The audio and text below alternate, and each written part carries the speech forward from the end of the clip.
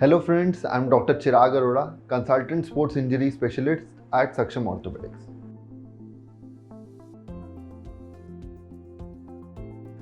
Today we are going to discuss a very common condition which is known as tennis elbow or in the medical terms known as lateral epicondylitis.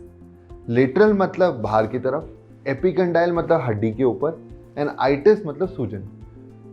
जब हड्डी के ऊपर कोहनी के बाहर की तरफ सूजन आ जाती है तो उसे हम बोलते हैं लेनिस. जो हड्डी के बाहर की तरफ वाला हिस्सा है इसमें सारे कलाई की जो मसल्स हैं वो सारी यहाँ से शुरू होती है, यहाँ से. तो बेसिकली जब उसमें सूजन आ जाती है तो जो भी आपकी रिस्ट की मूवमेंट या एल्बो का फंक्शन है वो कॉम्प्रोमाइज हो जाता है.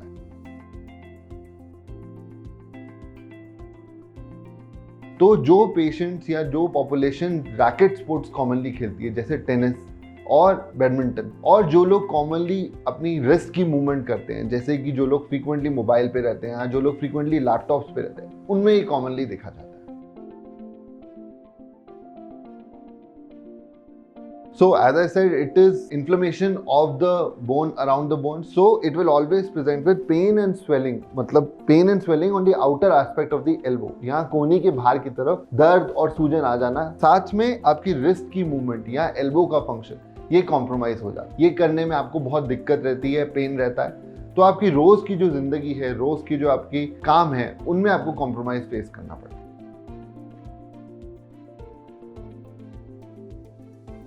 Common signs and symptoms become pain and swelling and when they are interfering with your day-to-day activity. पहले स्टार्टिंग में आप कॉमनली कुछ दवाइयाँ, पेन किलर्स, क्रोसिन वगैरह लेके अपना अच्छे से मेंटेन कर सकते हैं तो ठीक है. अगर आपको लगता है कि रोज की एक्टिविटीज में फर्क आ रहा है, आप डेली के काम नहीं कर पा रहे, then it's time to consult your sports injury specialist. Diagnosis में डॉक्टर सबसे पहले तो आपका हाथ लगा के देखेंगे कि कहाँ पे आपको सूजन आ रही है, कहाँ पे दर्द है, क्या वो जॉइंट में दर्द है या वो हड्डी पे दर्द है, ये एलिसिट करेंगे. और इसके लिए कभी भी कोई भी खास इन्वेस्टिगेशंस या एक्सरे की जरूरत नहीं पड़ती. So much so that you don't even require an X-ray और any investigations, and even 95 to 99% patients have a normal x-ray or investigations in a case of tennis elbow.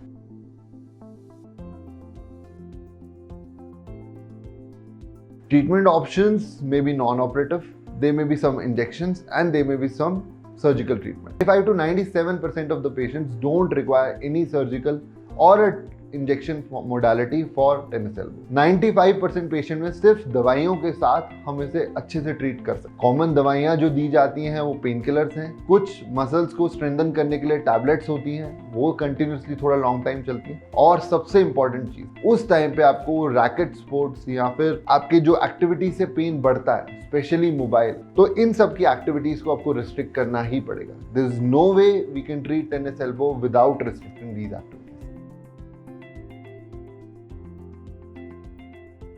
Prevention of tennis elbow, as I said, can only be done by ways of restricting your wrist and elbow. तो ये सब cases में possible नहीं है, इसलिए prevention modality is not very successful for tennis elbow. Those people who play tennis sports or those people who play badminton, they may prevent it by change in technique. But otherwise routine population के लिए preventive aspect ज़्यादा नहीं है.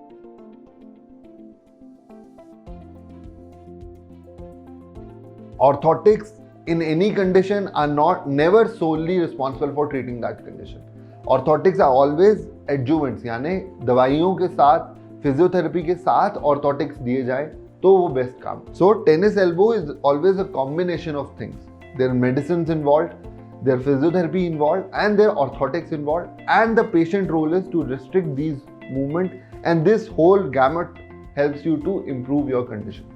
So if you feel you are having symptoms which you feel are related to tennis elbow, either you can consult online or offline. Follow me for further updates on our YouTube channel, Saksham Orthopedics.